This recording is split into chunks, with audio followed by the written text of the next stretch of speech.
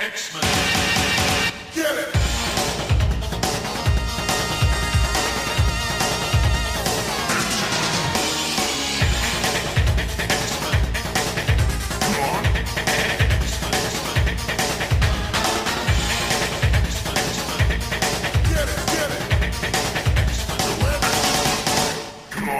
Hey everyone, and welcome to another exciting episode of Battle of the Atom.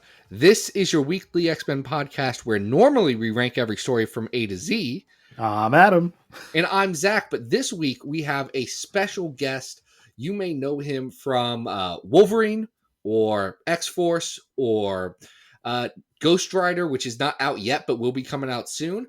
And also the X Lives and 10 Lives and X Deaths of Wolverine. We got it wrong the very first time. We got tried. it just out of the gate. It's Ben Percy. Ben, how are you doing today?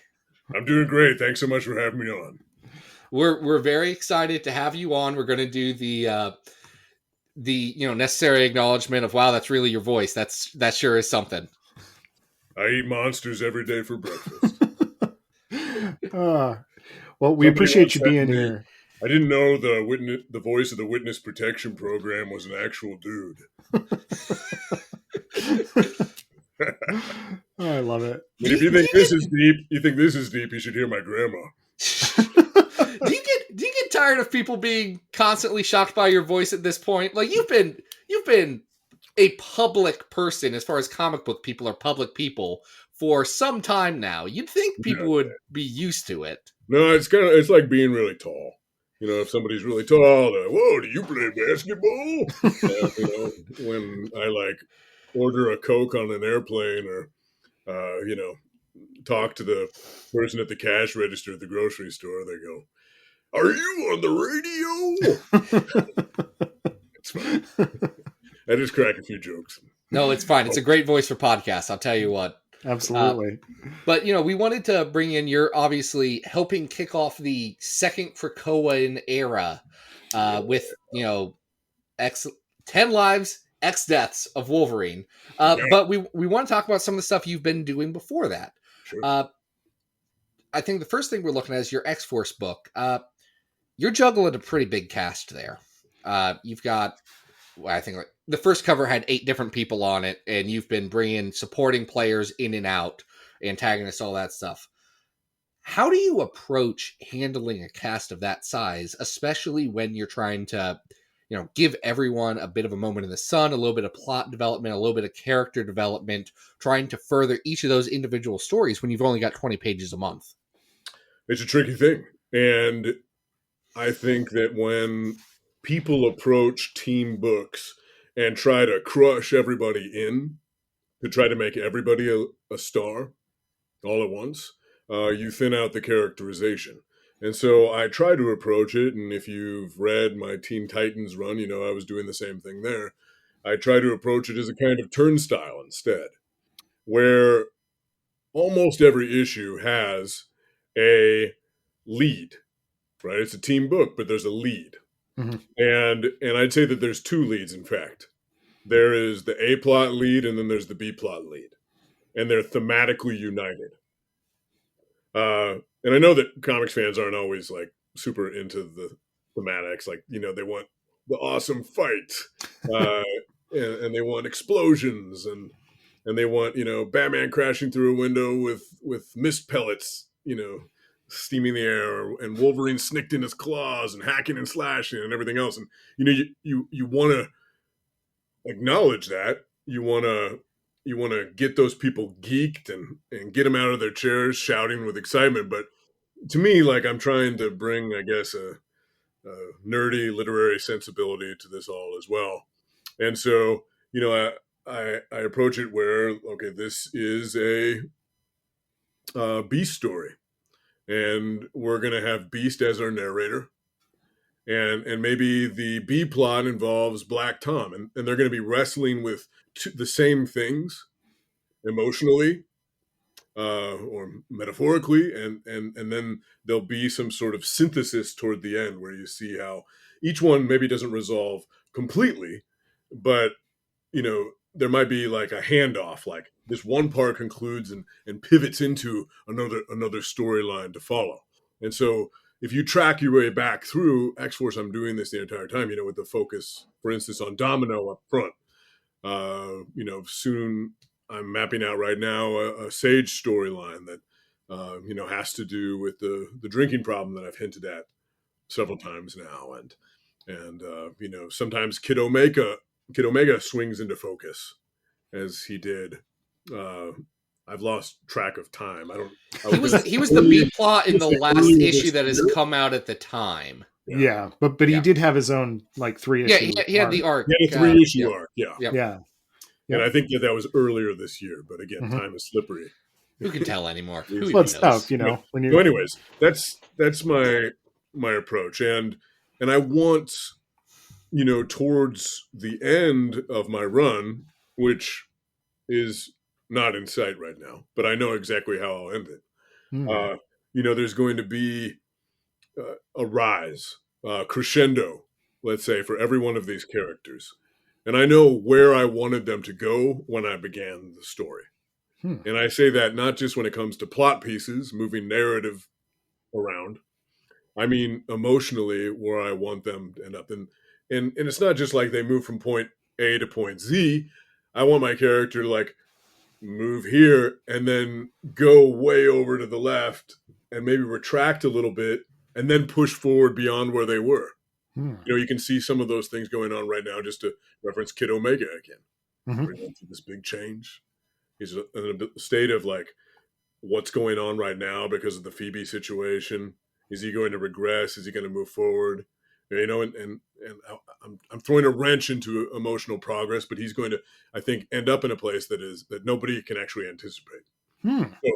Cool. So anyways, that's the way I approach writing a team book as a turnstile effect. Nice. Now, in contrast, you are simultaneously writing the Wolverine solo book. We know that you absolutely love this character. How do you feel like you're utilizing Wolverine differently in X-Force than you do with him as a solo character? So when I pitched X-Force, it was as the CIA of the mutant nation. Krakoa is the mutant nation. X-Force is the CIA, and moral ambiguity, moral complication was going to be the bedrock of the series. There are 2 units to X-Force. There is the head and there is the fist, as Xavier said from the very beginning.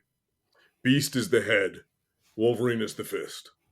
They are the bosses, right, of the series. Wolverine runs the wet work unit, the field ops. Beast runs the office, intelligence, analysis. And these 2 are both allied and on a collision course. There's steadily widening cleavage between Beast and Wolverine, between Beast really and everyone else. Are you saying that actions may at some point have consequences? Like I said, I know exactly what everybody's story is. I know how everybody's story concludes. And Beast was, probably the principal. When it comes to X-Force, Beast has the principal emotional arc of that series.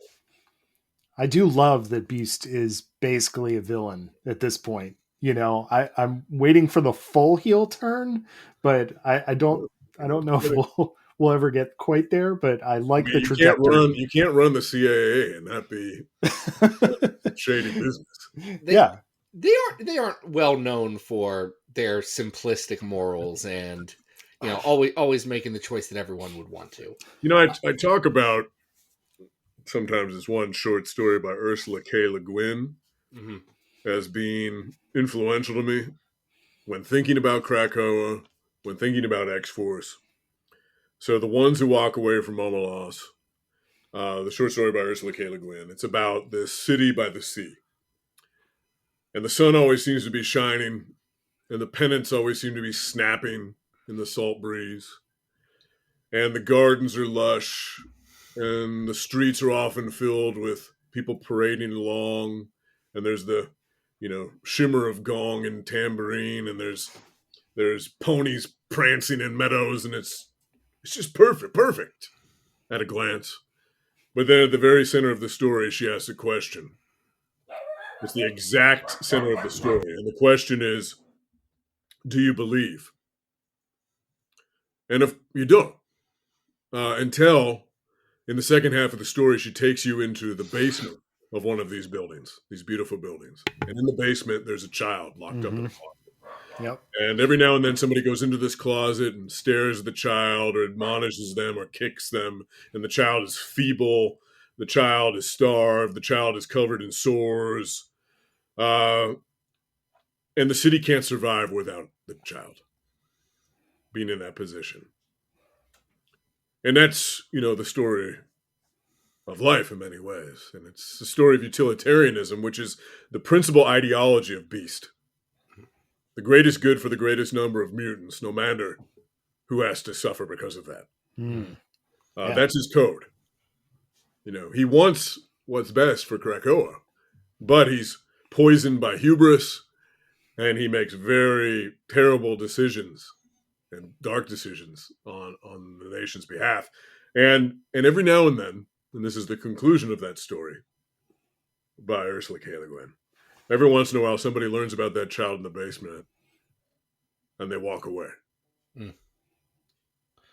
Because they want the perfect world, It's a They very sad, scary can't story. You can't abide by it. Yeah, it's tough. Man, it's interesting. I think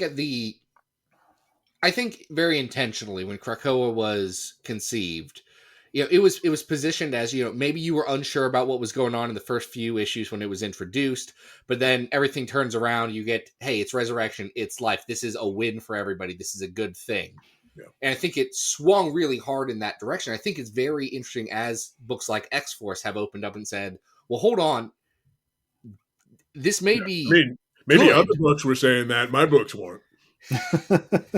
No, X-Force was pretty clearly from the start. Hey, we're gonna have to do some bad stuff to keep this up.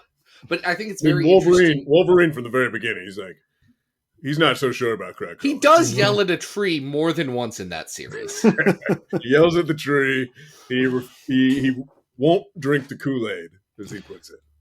It's interesting. Now, speaking of your Wolverine, I think one of the biggest additions to Wolverine to use a very crass term, as an IP, as a franchise, has been your addition of the character of Solemn to the Rogues Gallery.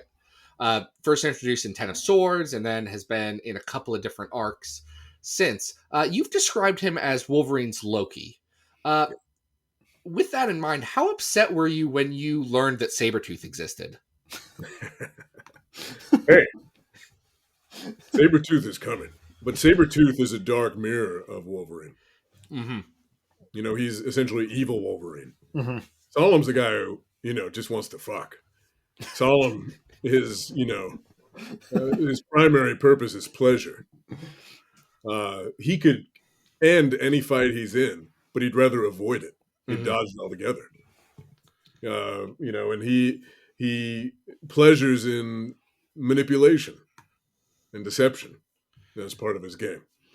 So Sabretooth, he's like the monster that's caged inside of Wolverine that sometimes gets out. Mm. Whereas, Solemn, even though he has some mirroring qualities, including, the way in which his skin is sleeved in adamantium, including the way that he was sort of traumatized when younger and brought into the unwilling employ of another.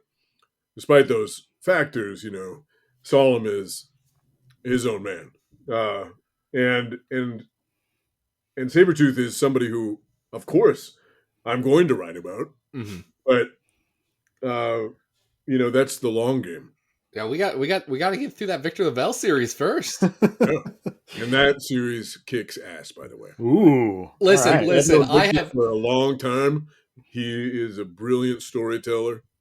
And, when I first heard his pitch for this series, I was knocked out. It was such a good idea. Oh, cool. I've said this elsewhere, and I am one of the terrible people who took a little bit of a break between reading books without pictures for like a few years. Got back into it. I picked up Big Machine by Victor Lavelle. Read it on a flight. Was on my way through. I was hooked. And 100 pages in, he drops the word spiritual X-Men, and I said, "Oh no, he has me." Yeah, he's in there. It was like, no, he already had me, and then he just dug in the closet. Fantastic writer. Very excited. And I really for would what's coming. check out, if you're interested in his work, anybody who's out there listening, I really recommend that you pick up The Changeling. It's this kind of urban fairy tale. Has one of the most horrifying scenes I've ever read in literature in it. Ooh. So I have not gotten to that. I've gotten through. I say gotten through like it's a challenge. I've finished Big Machine. I finished The Ballad of Black Tom. I have The Devil in Silver is the next one on just my list of things to do. But he essentially got me. Like I read the first one. I was like, oh no, I have to read all of this now. I have to read his entire bibliography. And the nice thing about Victor now being part of the X group is we go way back, and it's so much fun just being able to be part of these Zoom chats with him now, with the whole crew, and to work in tandem as we plan something together. That's exciting to hear. Just if I can hop back to Solemn for a second, what do you think that Solemn adds to the stories you're telling with Wolverine that maybe hasn't existed before? Does it present a new twist for Wolverine that he hasn't experienced? Well, there's a playfulness to those stories, I think. Mm-hmm. That one arc that I wrote in which Solemn, is double and triple and quadruple crossing everybody. With the pirates and the jet ski jousting. Yeah, the one I worked on with Adam. From the beginning, I proposed we call it the unusual suspects. And just the way in which this interrogation that Wolverine, is kind of like a dark detective, this series of interrogations that's underway as he finds this person and throttles them, and finds that person and throttles them, finds this person and corners them, and tries to figure out this and that. So he follows these clues, and everybody's head is spinning, so many times over that your neck snaps. And the idea behind that story is that there's just we set it up from the very beginning, where Wolverine is walking through Madripoor, and there's a shell game going on, and he's watching the shell game, and that says everything about Solemn right there.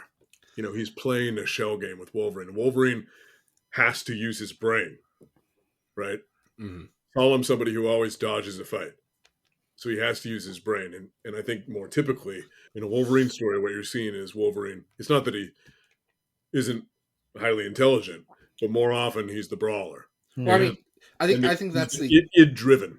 I think that's the very interesting thing about Wolverine is that, his, if you look at it just from what can he do different than other characters in fiction, and especially superhero fiction, his power is that you shoot him with a bullet and he keeps running and it hurts, but he just doesn't have to stop. He can take on everything. So when he has to take a step back and be less, aggression driven, less physical, it makes for an interesting situation. Just think about that, and in terms of any story, I think it's compelling when a character is essentially depowered. Mm-hmm. I think that's actually necessary on any hero's journey.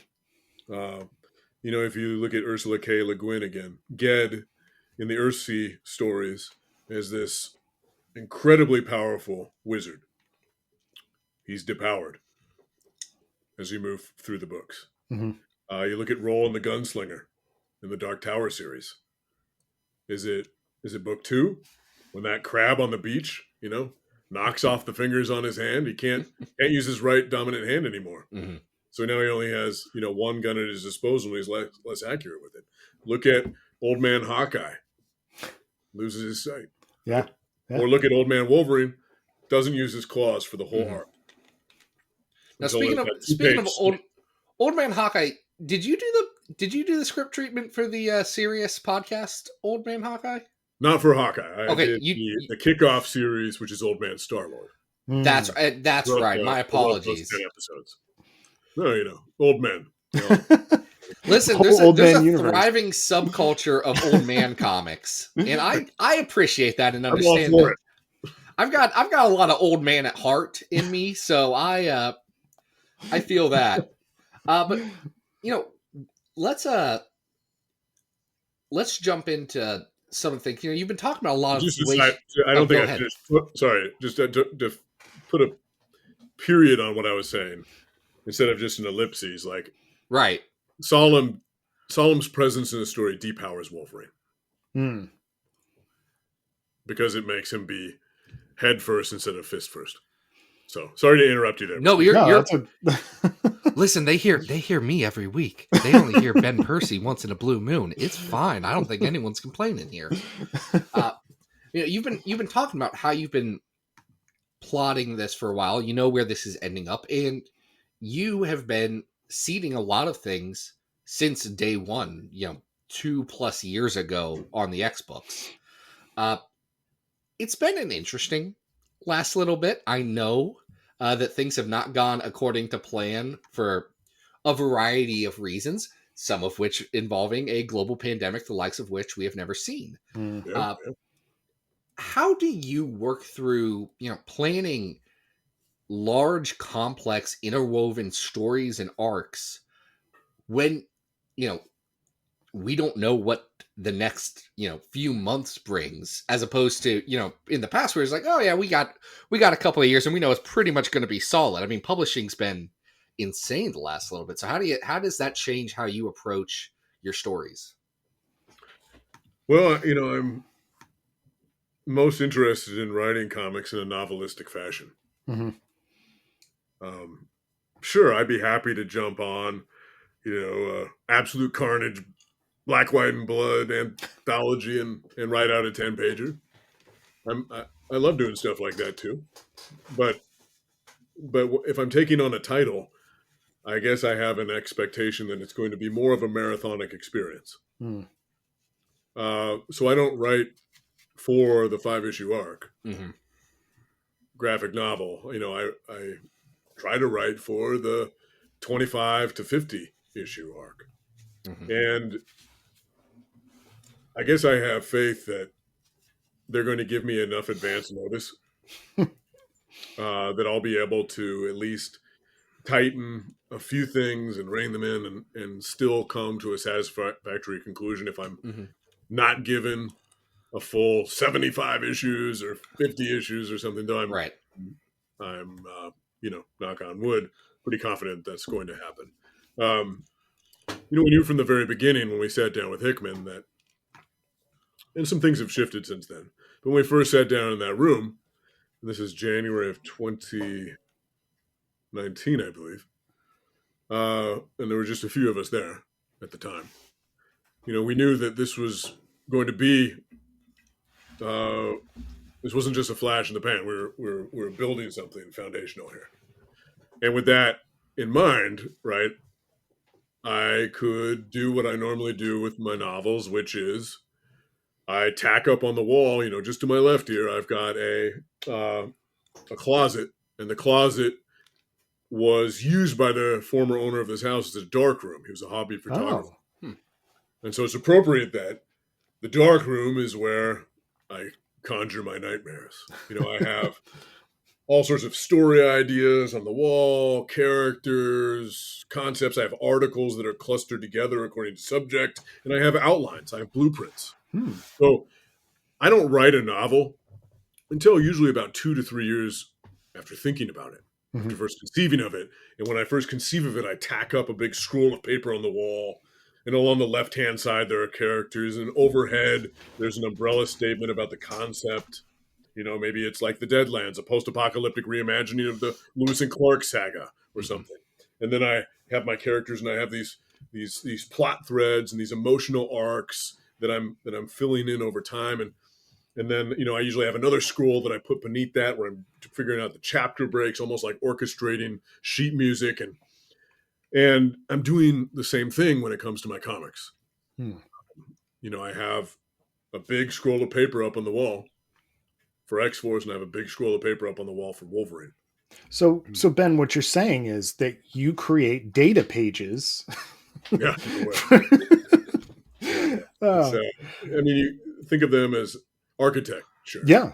And I just don't think you should build a cathedral, skyscraper, whatever you want to call it, without a good set of plans. You wouldn't hire a contractor who walked onto the patch of land that you had just purchased and said, "Well, I think we'll put a few screws over here. Maybe the toilet will go somewhere in this vicinity. And I guess you probably want a sink. We'll get to that." Like you want somebody who's like, "This is what I'm going to do." Mm-hmm. And when I write a Bible for a series, it's a desk thumper. Mm-hmm. When whether it's for Wolverine, The Long Night, that podcast series that I wrote, that was a 50-page Bible right there. Wow. Folks, if you haven't checked that out, definitely worth a listen. A lot of fun. It's a great story about Wolverine, and digging into how he is seen in the world. Mm-hmm. If you want a Wolverine story, go check out The Lost Trail, which is the sequel. Yeah. That's the sequel. That's a Wolverine story centered on him, where the other one is about him. Both interesting takes.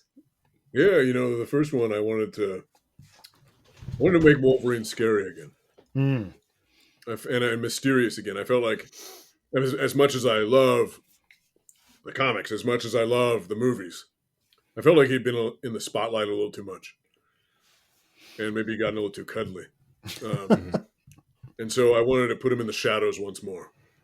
So that's what happened there. And it's kind of an Unforgiven story about somebody who is, retreated from the spotlight because they have a poisoned history of violence, and then they're drawn back into the fray.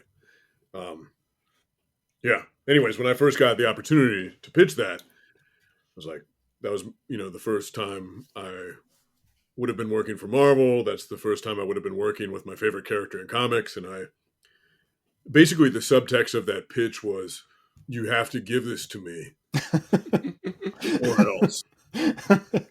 Well, speaking of Wolverine not being in the spotlight, he is going to take the spotlight in a big way. We are about to see the wrap up of Inferno.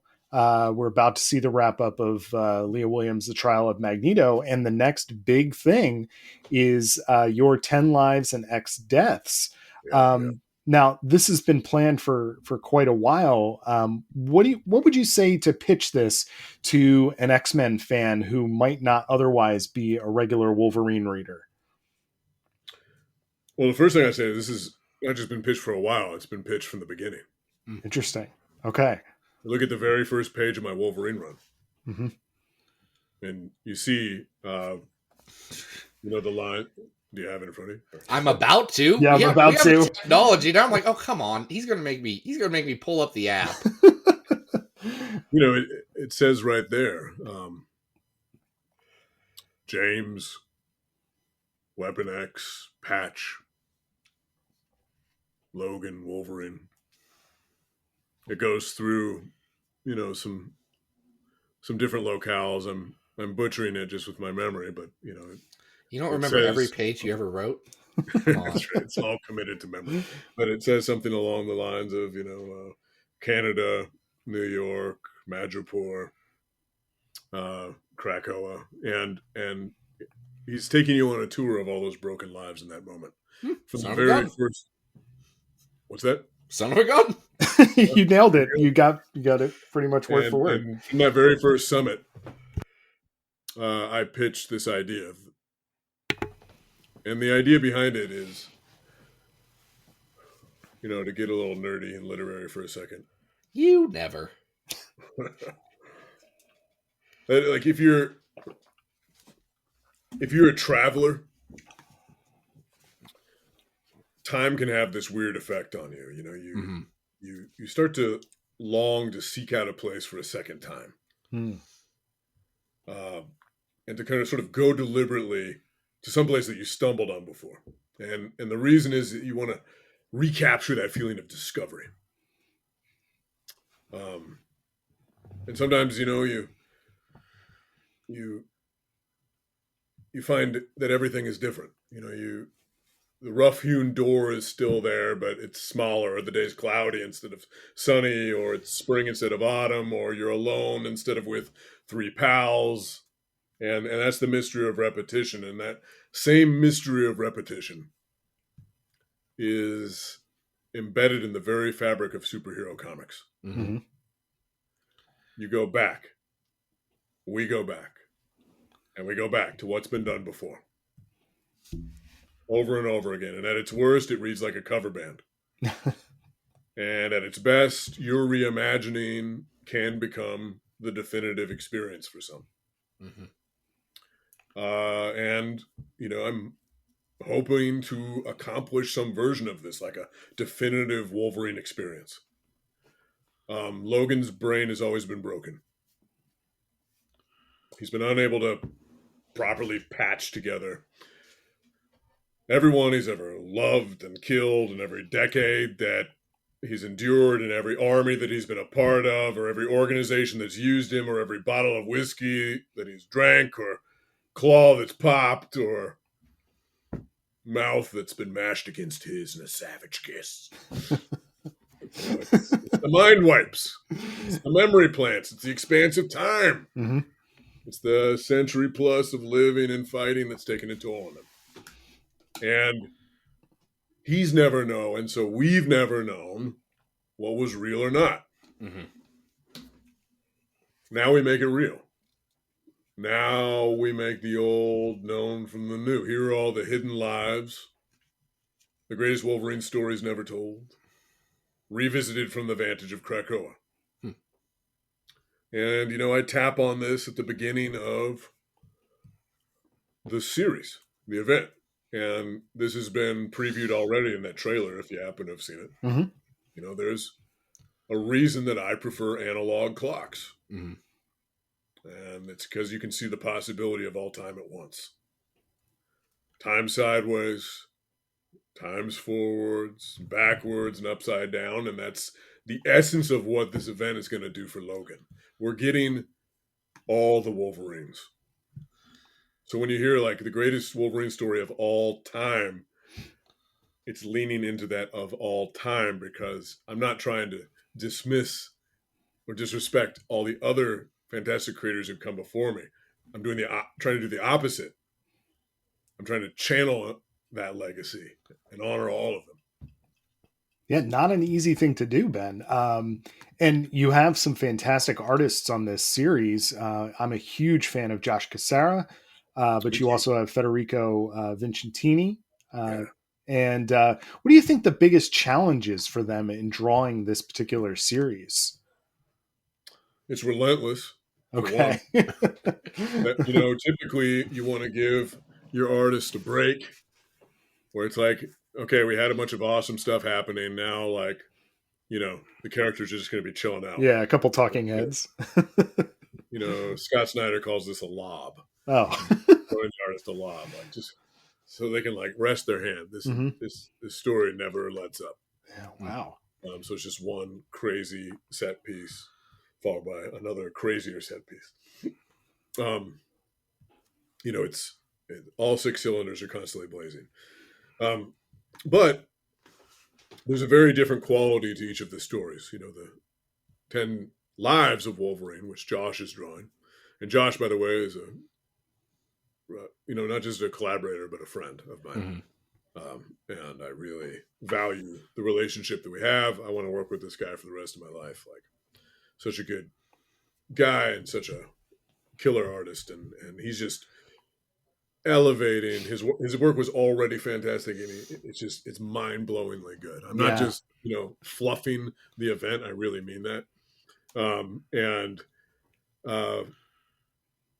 In talking to Josh, and he's known about this since it was barely a glimmer in my eye, and we've traded ideas back and forth, and asking like, well, what do you want to draw, and this and that. And it's like we're hitting different historical eras and giving all of them like a very different aesthetic. And Frank Martin helps contribute to that Mhm. and Frank Martin's always doing stuff like this. If you look at like the Solemn story that I was talking about before, just to digress briefly, every one of those had a different color scheme during the interrogations that were taking place. Yeah. Or when Solemn was in the past. Like every time a character was talking about the past and we floated into it, it had a different color palette. And so he's doing that here as well. And so Josh is, a perfectionist, and he goes deep into his research and watching documentaries and checking out books and paintings and everything else from these time periods in order to really authenticate it. Federico is writing a story that is mostly set right now, Okay. but also has to do with the future. And Interesting. a character who will, you talked about characters I've introduced that hopefully will, have a lasting effect on the franchise. And Solemn, I hope he continues to live long after I hang up my claws. But the big one that's coming here is in X Deaths of Wolverine, we're introduced to somebody called Omega Wolverine. Yes. Very cool. So that's a loaded word. Yeah. Omega. That has a lot of connotations, not just with Wolverine, but with a lot of the things that have been talked about in, say, Inferno number 3. There's a bit there. There's a bit there, maybe. And so stay tuned. And so Federico's story, and both these stories obviously come together in the same way that Hawk's Pox came together.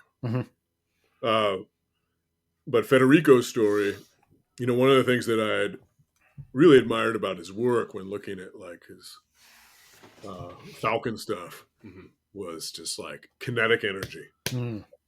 That guy is it's almost like this Jason Bourne quality. Like if you watch a Bourne movie, that's what Federico's work reads like.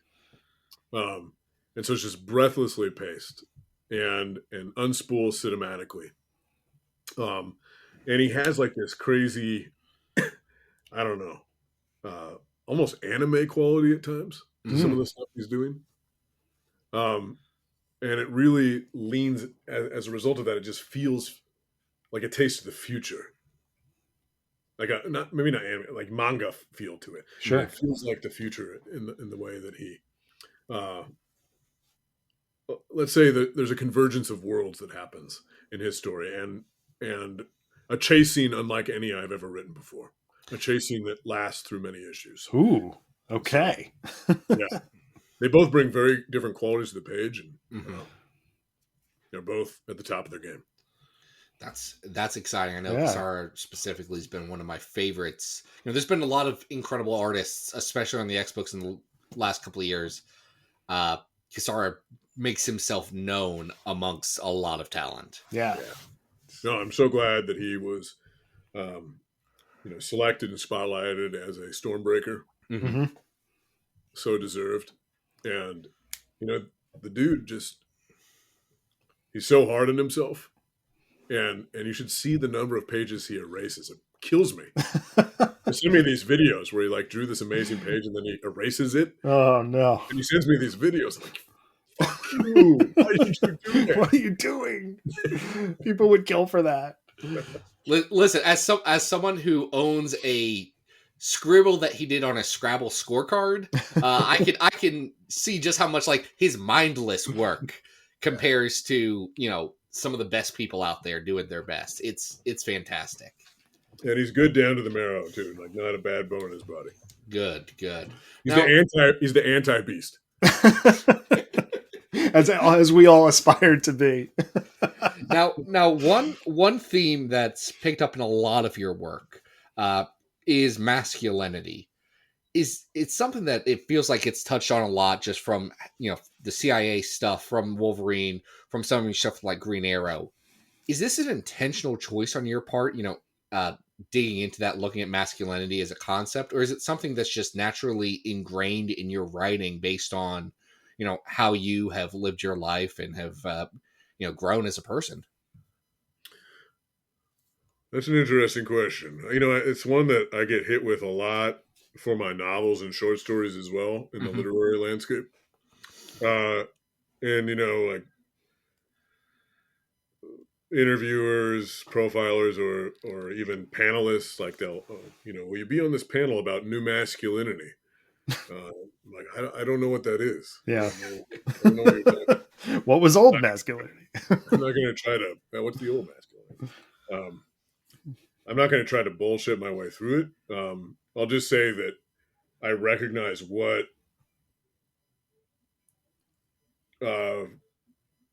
you know, Wolverine might be struggling with at times, and try to synthesize that emotionally as best I can on the page.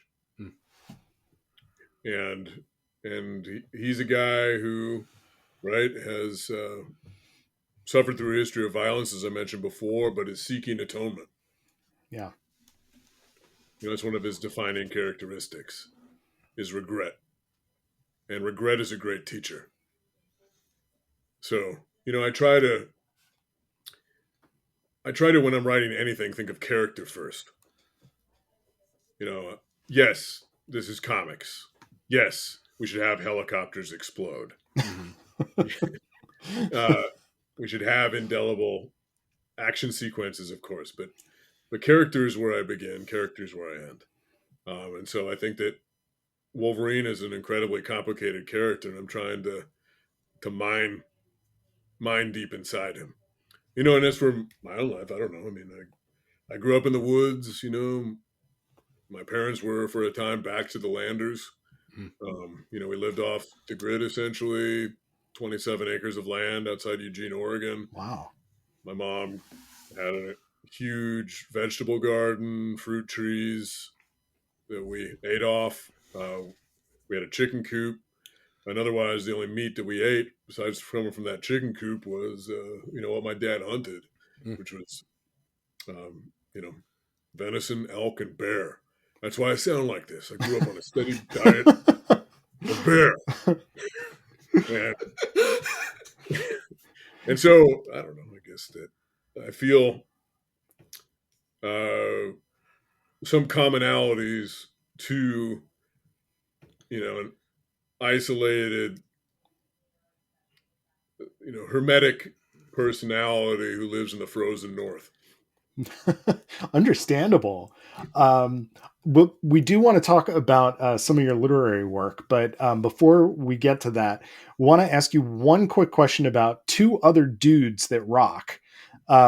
Recently in Wolverine, we saw a data page about an exchange between Black Tom Cassidy and Juggernaut, which I know, for at least for me and Zach, we love this friendship, this love affair between these two characters. What Totally. what inspired that little convo, and how did it end up in Wolverine of all places?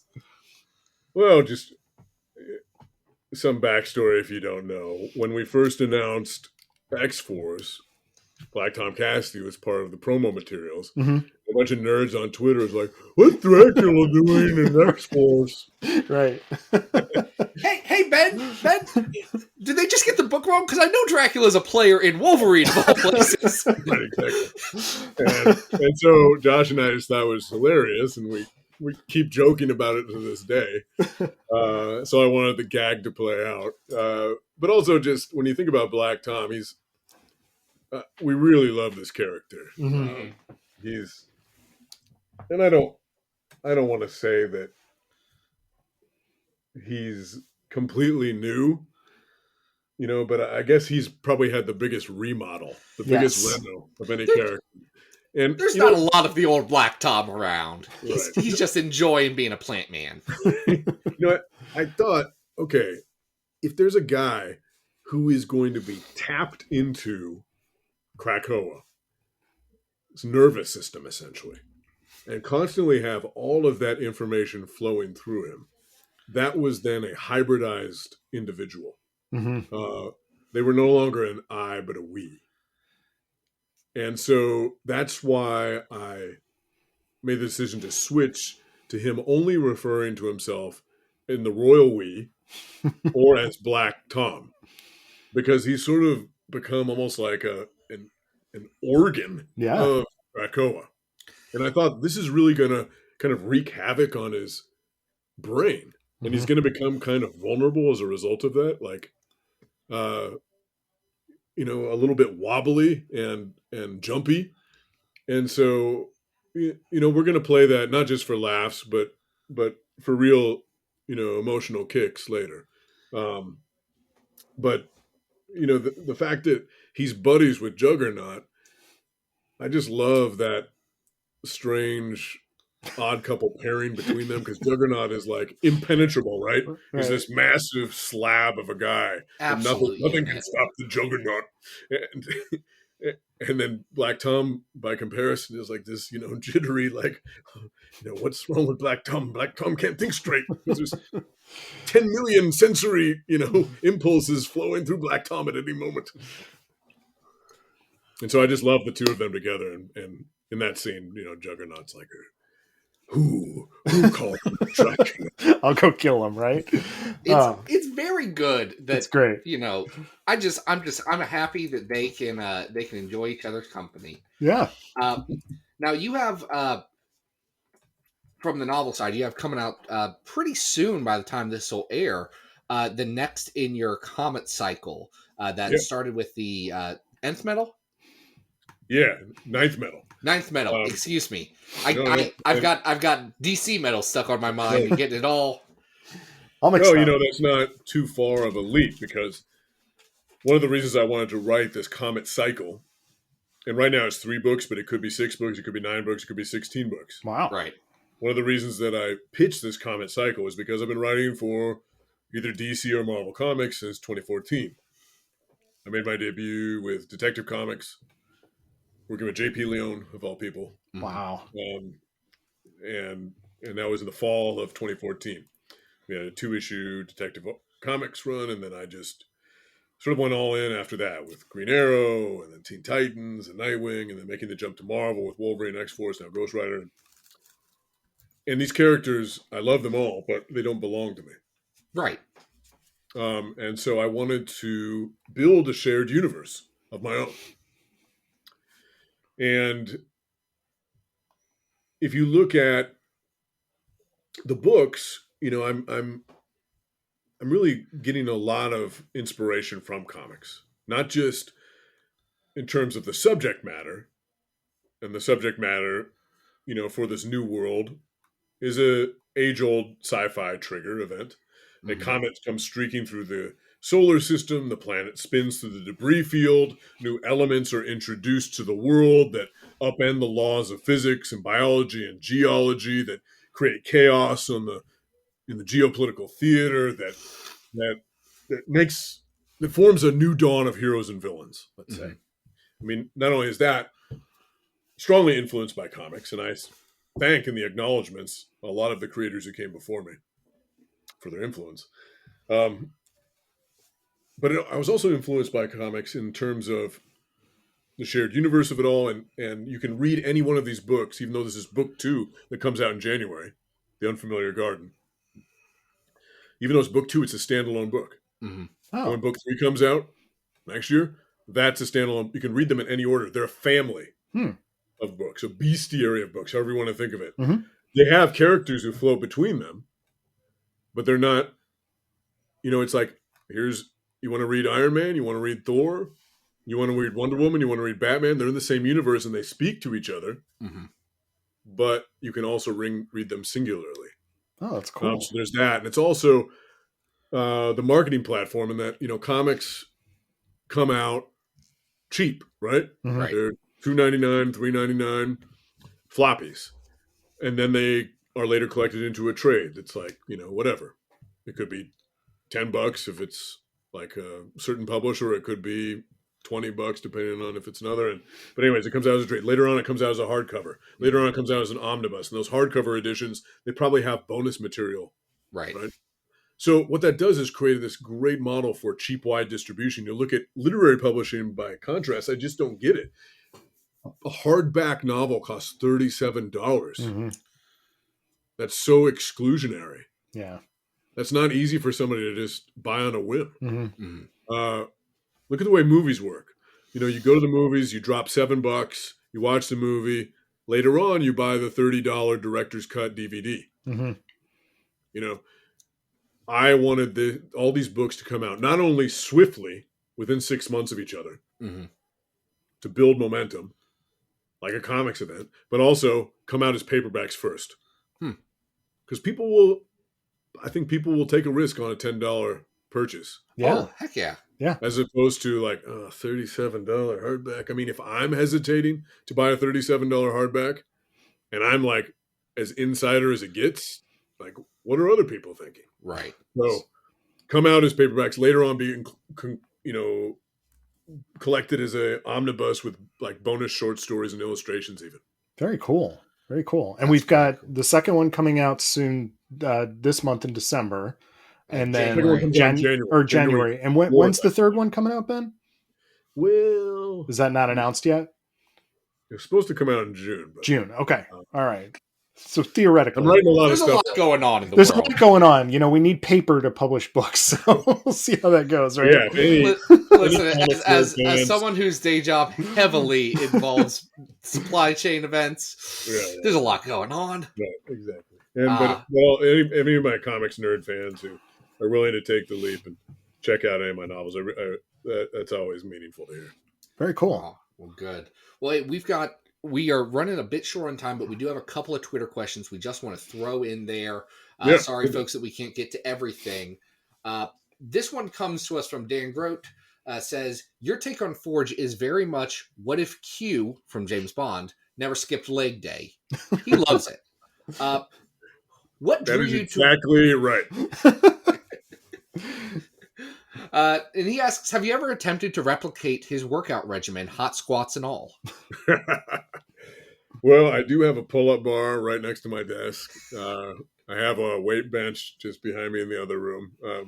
It's how I get my poisons out. So I'm doing hot squats myself. Well, one of those poisons is a question that Nick Hayes has, and this is a tricky question because it may be completely out of whack. But what is your ideal whiskey to ice ratio? Well, I mean, if you're going to say what's Wolverine's whiskey to ice ratio, I would say, there's probably none of the ice in there. Yeah. You think maybe the whiskey is just chilled by the snow that's falling into the glass. See, I believe that, but I'm not sure Wolverine isn't like doesn't want to cut the whiskey a little bit with some of the ice. He's like, it sits there and melts and he's fine. Well, he's got healing factors, so he's not getting that much. He has to work hard to get a buzz. That's right. I don't think he Listen, wants to that's fair. I just never think of him as a man of taste who really needs to get all of the malt out. He drinks the shittiest whiskey there is. Oh, absolutely. Always rock gut whiskey. I tend to pour about 2 fingers with an ice cube. What's your, just out of curiosity? Right now. Listen, if I wasn't feeling just a little bit under the weather, I've got a bar cart just yay far over there. I feel what's your poison out of curiosity? Whiskey cures all. You should gargle with some tonight. I change it up, but I tend to have always like one of those giant Costco bottles of Bullet bourbon. There we go. I really like Knob Creek quite a bit. Mm-hmm. Michter's. Micah Vielick from Sci-Fi got me hooked on that stuff. I like, I tend not to go too fancy except on occasion, but I do love some Four Roses. Four Roses is my drink of choice. Not their highest tier stuff. I still have to watch my pocketbook. That and Jefferson, a pal of mine got me as a gift their By the Sea bottle once, and I ain't going out and picking that up for myself every week, but they're lower tier stuff as far as like a nice mid tier bourbon. Fantastic. Yeah. And this is the time of year too where it's been below zero with the wind chill the past few days in Minnesota. Mm-hmm. Perfect time to start a fire in the hearth and pour a little scotch. This is the time of year when I start to drink darker beers and also drink scotch. And my buddy put together, he's a total whiskey snob. He's got like 400 bottles. Whew. And he put together this Wow. advent calendar. And he's not so generous that he just put it together. You know, he made me pay. But he put together a Scotch advent calendar. So every evening I get 2 ounces of fancy stuff. That's That's good. awesome. Our friend Dan McMahon of the podcast Gatecrashers, which if you guys haven't listened to, Ben was on a couple weeks back. By the time this airs, I've not actually heard it yet. Dan just tells me that it's good. He has 2 questions. One, he wants to know, Ben, are you still proud of him? I'm very proud of him because he said the reason I'm proud of him is because he said, you know, I never really cared about Wolverine before, but now I love Wolverine. Yeah, Dan is making the slow transition into Marvel. He said, Dan, I'm proud of you. But he's actually asking about some of your work that's going to be coming out. You know, I believe February is when the first issue is right now scheduled to come out of Ghost Rider. Yeah. Asking, does Ghost Rider in his spooky mode, does he still have flesh under all the leather? Is he like a hot air balloon on account of all the hellfire? I don't want to make anything canon here, so I'm going to plead the fifth on that one. All I'm going to say, I love the hot air balloon idea, though. all I'm going to say, Dan, is that if you look at the Marvel swimsuit specials from the 90s, you will get your answer. That's in true. Explicit detail. Okay. And then let's get one more. This is from a Josh Cassara. Who's your favorite artist you've worked with named Josh? Josh. Well, good. No, he's fantastic. Well, Ben, we appreciate you taking the time to talk about it. Folks, if you don't already have it, get on 10 Lives and X Deaths. It sounds like it's going to be a really exciting time. Is there anything else you got going on, Ben, that you want folks to know about? Just, you know, the novels, the comic. I guess one thing is going to be announced on Thursday, which is the 9th when we're recording this. Yeah, we're recording this super not far going to air ahead, until the 27th, I think. Right. So this will be out. But I've got a first movie, not that I've written, but the first movie that I've written that's been made is going to be part of the Sundance premiere. Wow. Fantastic. Congratulations. It's a movie called Summering. Yeah. Very Summering? cool. Summering. Yeah, Summering. like summer with an ING. Okay, like going up to the Hamptons. I assume it's a very, very it's white just about collar. it's about people in boat shoes drinking gin and tonic. That really It's fits not with that. your brand, I believe. It's a Martha Stewart movie. You know, I wrote it for my daughter. Aw. So you know, I was really excited to show her a bunch of, you know, the stories that have been influential to me as a kid. Watched Stand By Me, read her The Hobbit, watched The Goonies, and she's like, "These are cool, Dad, but where are the girls?" Mm-hmm. So I set out to write a movie for her and sort of about her age group, and you know, it takes place in a transitional time between not just summer and fall, but between, you know, the last weekend between 5th and 6th grade. Summer, 5th grade, and then something dark happens that sets a few girls on a journey where they, you know, discover some harsh truths about living. Sounds amazing. That's very cool. Yeah.